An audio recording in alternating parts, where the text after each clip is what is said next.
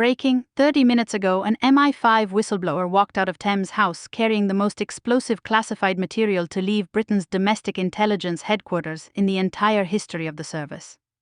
What those files contain about Keir Starmer's personal hidden surveillance operation, a covert program that has been running in secret directly out of Number 10, bypassing every legal oversight mechanism Parliament ever created, has sent the Prime Minister's closest advisors into a state of panic so complete that 3 of them have already left the building through the rear exit on Horseguards Road in the past 20 minutes, carrying nothing, saying nothing, and not returning.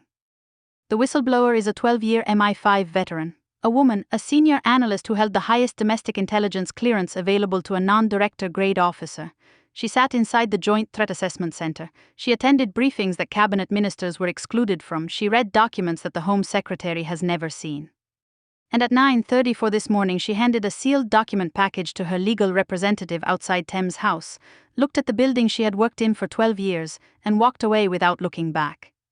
Her legal representative, Civil Liberties Solicitor Marcus Webb of Garden Court Chambers, read her prepared statement at the corner of Millbank and Lambeth Bridge Road to a crowd of journalists that reached 40 within 8 minutes of the first message circulating on press WhatsApp groups. The statement was not long. It did not need to be. It said, "I have spent 12 years protecting British citizens from threats to their security. I am releasing these documents today because the most serious threat to the security of British citizens I have encountered in that entire career is not a foreign power, not a terrorist network, and not an organized criminal enterprise. It is a file system built and maintained inside Number 10 Downing Street, authorized personally by the Prime Minister, containing surveillance material on 583,000 British citizens, material collected without judicial warrant, without parliamentary oversight, and without the knowledge of the very intelligence services whose systems were used to compile it. 583,000 people." The silence that followed those words on Millbank lasted approximately 4 seconds. Then every phone in that crowd of journalists began ringing simultaneously. Inside Number 10, the reaction was not managed, it was not strategic, it was not the product of a communications operation that had anticipated this scenario and prepared for it, it was raw institutional terror.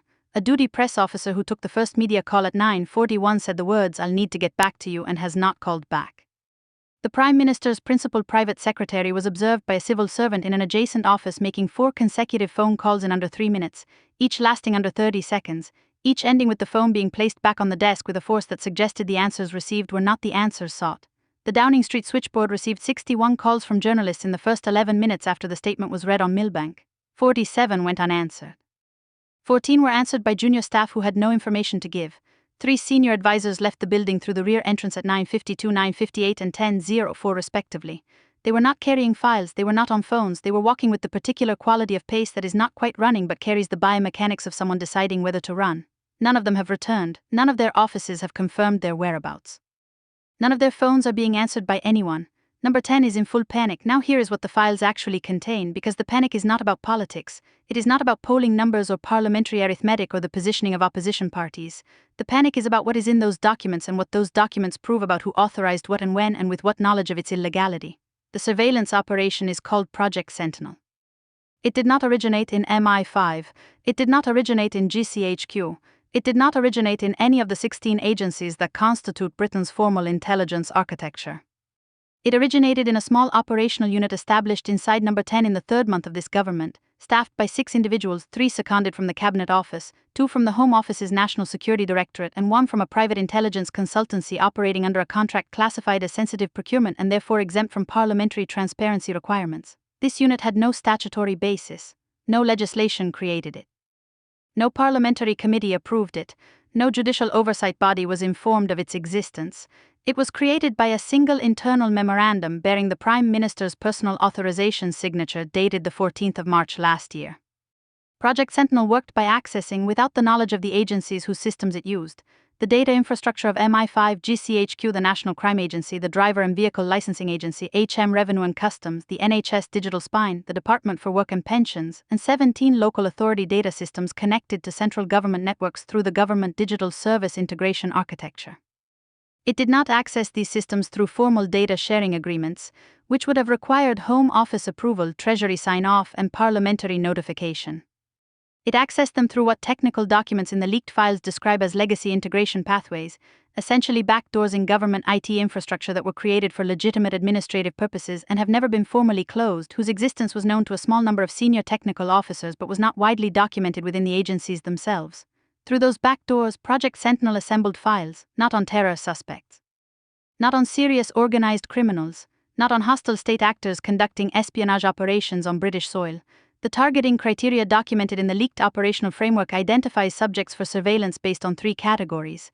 First, individuals with public profiles who have expressed sustained criticism of the current government's policies across more than one platform or medium. Second, journalists, editors, and media executives whose output has been assessed internally as consistently hostile to government messaging objectives. Third, and this is the category that has caused the specific quality of panic currently visible inside number 10, individuals within the Parliamentary Labour Party itself who have been assessed as potential leadership challengers or reliable supporters of potential leadership challengers. The Prime Minister has been running a covert surveillance operation on members of his own party. The files contain profiles of 31 sitting Labour MPs, 31 elected members of the parliamentary party that put him in Downing Street, whose votes sustain his government's majority, whose trust he has asked for and received every week in the division lobbies for the past year. Their files contain their private financial details drawn from HMRC records, their medical histories from NHS Digital, their private communications metadata, not content, but contact patterns, frequency, timing, and network mapping, derived from data accessed through the National Crime Agency integration pathway. And in 11 cases flagged in the documents as elevated priority, their files contain material that the whistleblower's legal team describes as compromising personal information with no conceivable relevance to national security or any other legitimate governmental purpose, assembled and held in files that exist for no reason that has any place in democratic politics. When those words 31 Labour MPs reached the Parliamentary Labour Party WhatsApp groups this morning, what happened was not political calculation. It was something more primal than that, because every Labour MP in those groups immediately asked the same question: am I on the list? And the answer for 31 of them was yes. And for the remaining members, the answer was not no, it was not yet confirmed. The first call to resign came from within the cabinet at 10:17 a.m. Business Secretary Jonathan Reynolds submitted his letter 23 minutes after the Millbank statement was read, making him the fastest cabinet resignation in response to a breaking political crisis in modern British parliamentary history. His letter was 11 lines, it did not hedge. It said, "I was elected to this parliament by the people of Stalybridge and Hyde. I serve in this cabinet at the pleasure of the Prime Minister and ultimately of the British people. I do not serve at the pleasure of a surveillance operation conducted on my colleagues without their knowledge. I have this morning confirmed that my name does not appear on the list of profiled MPs. I resign not because I am on it but because I might have been, and because 31 people I sit beside in cabinet and in the lobbies are. That is not a government I am able to continue serving." Transport Secretary Louise Haigh resigned at 10:31. Her letter was 3 paragraphs. The final paragraph read, "I have spent my political career arguing that the Labour Party is the party that stands against the concentration of power in the hands of the few at the expense of the many. I cannot make that argument from inside a government that used secret surveillance to monitor its own MPs. I cannot make it and mean it, so I am leaving." Energy Secretary Ed Miliband, a man who has been in British politics for 25 years, who served in cabinet under Gordon Brown, who ran for the Labour leadership himself, who has devoted his entire adult life to the Labour Party and to the project of progressive democratic government, submitted his resignation at 10:44 in a statement that was read in complete silence by every political journalist in Westminster.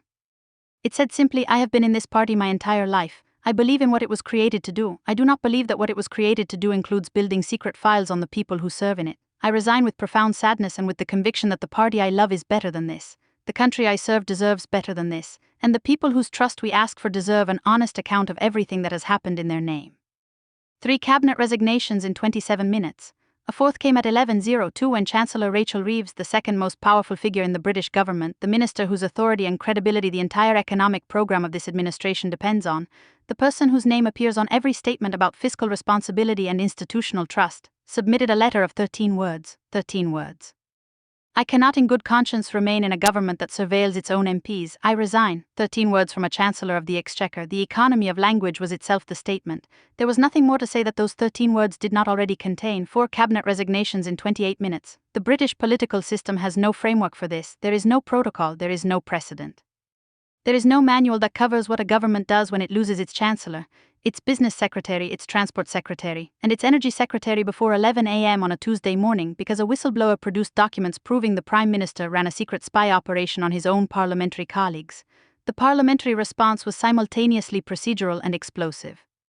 Within 40 minutes of Reynolds' resignation, the opposition parties had jointly filed applications for an emergency debate, an urgent question to the Prime Minister personally, and a motion of no confidence in the government.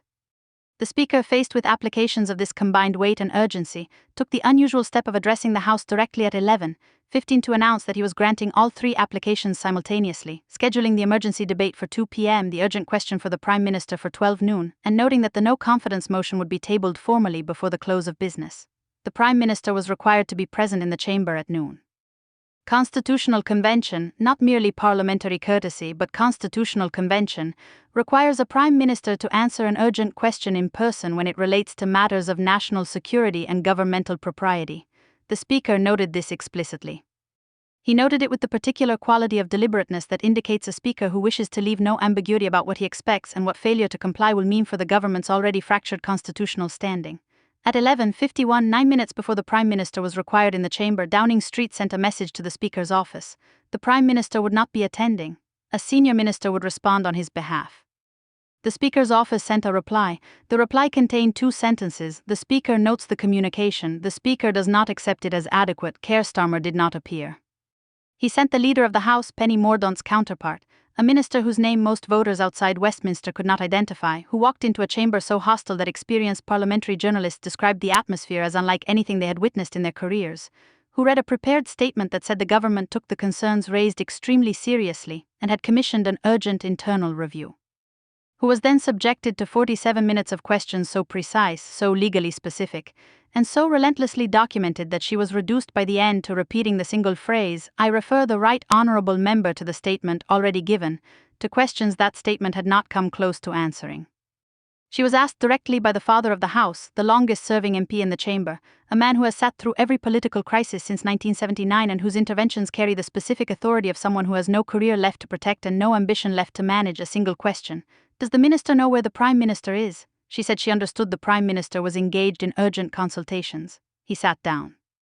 The silence in the chamber lasted 8 seconds. 8 seconds of parliamentary silence is an eternity. Every person in that room understood what it meant. It meant no one knows where he is. Outside Parliament, the crowd arrived the way crowds arrive in moments that transcend ordinary political reaction, not in organized groups, not with printed banners from campaign organizations. In ones and twos and small clusters, people who had been watching on their phones at breakfast or on their laptops between meetings or on the televisions in the staff rooms of hospitals and schools and offices, who had put their coats on and come. By noon the crowd on Parliament Square numbered in the thousands. Police estimated between 4,000 and 6,000 by 1 p.m. and the number was still growing. Among them was Patricia Nguyen, a 62-year-old secondary school teacher from Hackney who had voted Labour at every election since she turned 18. She was holding a piece of paper, not a printed sign, just a piece of A4 from a printer on which she had written in black marker, "You surveilled your own MPs, what did you do to the rest of us?" She said to the journalist beside her, "I teach my students about democracy. I teach them about what it means to live in a country where the government is accountable to the people.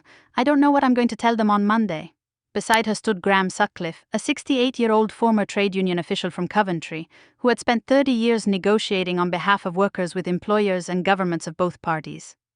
He had been on the leaked list of profiled trade union officials in an annex to the Project Sentinel documents, an annex targeting individuals described internally as capable of coordinating organized economic disruption. His profile contained his full financial history, his medical records, and a note from a GP consultation in 2021 in which he had mentioned stress related to a family bereavement. He stood in Parliament Square holding the printed annex entry with his name on it and said quietly to no one in particular, "They used my grief. Someone told a doctor they were grieving and the government put it in a file." He folded the paper carefully, put it in his pocket, and stood looking at the building in silence. These are the people whose trust was treated as a raw material for political advantage, whose private lives were mined for information that would never protect them from any threat, but would tell a prime minister the things about them that they had only ever told a doctor or whispered to a nurse or written in a letter to their MP. The legal proceedings that have been initiated since 10 a.m. are moving on 8 simultaneous tracks. Liberty filed for emergency judicial review at 10:47, naming the Prime Minister personally as first respondent, an extremely rare legal step that indicates the organization's legal team believes the personal authorization signature on the Project Sentinel founding memorandum creates direct individual legal liability rather than merely governmental institutional liability. The Information Commissioner's Office issued an emergency enforcement notice at 11:30 requiring the immediate suspension of all Project Sentinel data processing activities and the preservation of all associated records pending a formal investigation. The Good Law Project filed separate proceedings challenging the legality of the Cabinet Office secondments used to staff the unit on grounds that they were used to create a covert operational capacity that had no statutory basis. The Bar Council's Human Rights Committee announced an emergency session for 3 p.m. to consider whether the targeting of journalists within the program constitutes an unlawful interference with press freedom requiring immediate injunctive relief. And at 12:15 p.m., in a development that silenced every other conversation in Westminster for approximately 3 minutes, the Metropolitan Police Counter-Corruption Command confirmed that it had opened a formal criminal investigation into the creation and operation of Project Sentinel. Not a review, not an assessment, a criminal investigation into a program created by a sitting Prime Minister, run out of number 10. Authorized by his personal signature on a document that now sits in the hands of a whistleblower's legal team and is being reproduced on the front pages of every national newspaper simultaneously, Lord Ken MacDonald appeared at 1 p.m. and said what every lawyer in Britain was already thinking. A criminal investigation by the Metropolitan Police into the activities of a sitting Prime Minister is constitutionally extraordinary. The question of whether the Prime Minister retains the legal authority to continue in office while subject to a criminal investigation into acts conducted in his official capacity is one that the Attorney General will need to address formally and urgently. I am not prejudging the outcome of any investigation.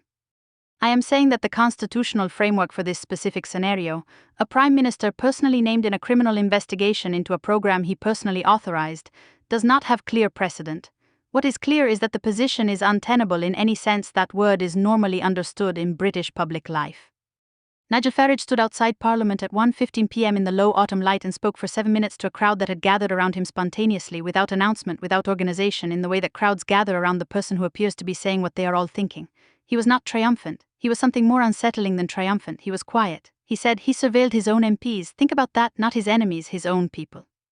The people who put him where he is, because when a man in power starts watching the people closest to him, it tells you everything about how he understands power. He doesn't think he serves them, he thinks he owns them, he thinks he owns this country, and he thought he owned your NHS records and your tax files and your GP notes and your private communications. He was wrong. And now a Metropolitan Police criminal investigation is going to spend the next period of time establishing exactly how wrong he was. He paused. Britain is not his, it never was. The Conservative leader's statement from the Commons chamber at 2:45 p.m. during the emergency debate was the most forensically precise piece of parliamentary oratory delivered by an opposition leader in response to a government crisis in at least a decade.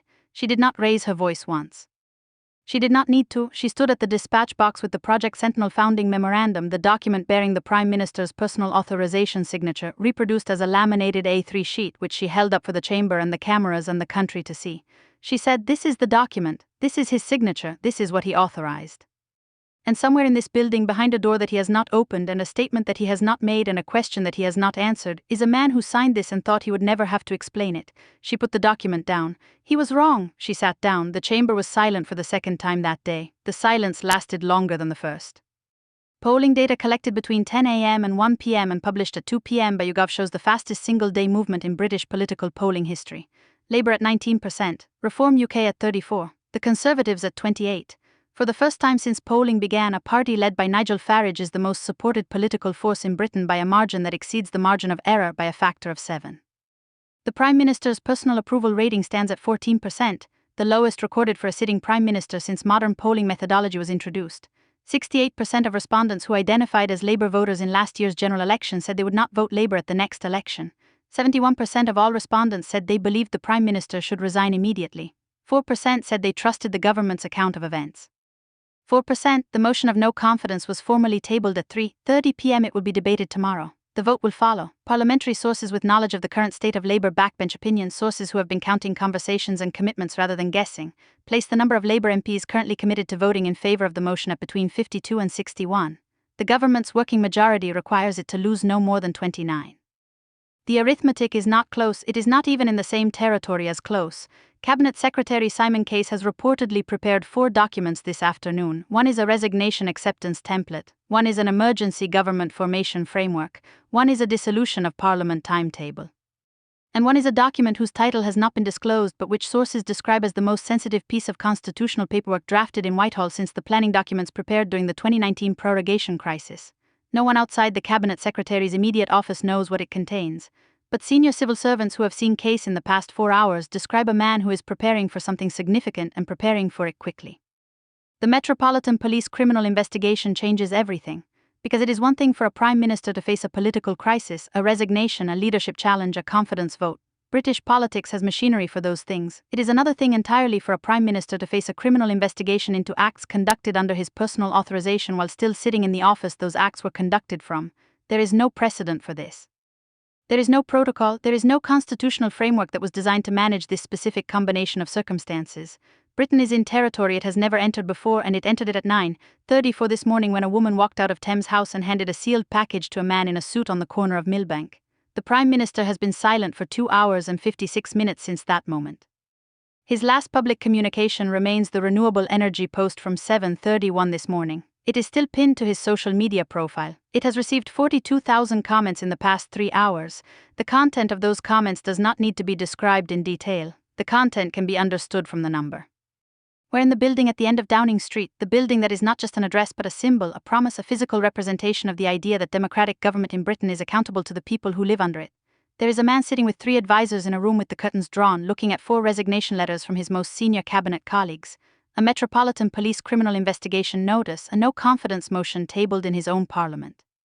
A YouGov poll showing 4% trust, and a document bearing his own signature that is currently being reproduced on the front pages of every newspaper in the country. And he is silent. And Patricia Nguyen is standing in Parliament Square with her piece of A4 paper asking what she is going to tell her students on Monday. And Graham Sutcliffe has his grief in his pocket, folded carefully, waiting. And 583,000 people are waiting, and Britain is waiting. And the clock on the Cabinet Secretary's desk in Whitehall is measuring the silence in the only units that matter now. Not hours, not minutes, decisions.